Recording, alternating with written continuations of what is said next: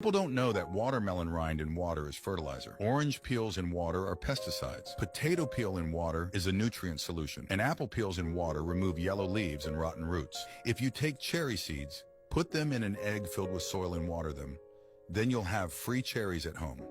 If you take an ice cream cone, fill it with soil and put a seed inside, it will feed on the cone and grow 3 times as fast. If you cut up some onions, put them in the ground and water them, you'll get free onions for life. If you take a pomegranate, put the seeds in a plastic bag and crush them, you'll be able to plant them and have endless pomegranates.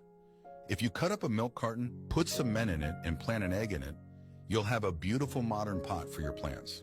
If you take a sweet potato, stick 3 toothpicks in it and leave it to soak in water.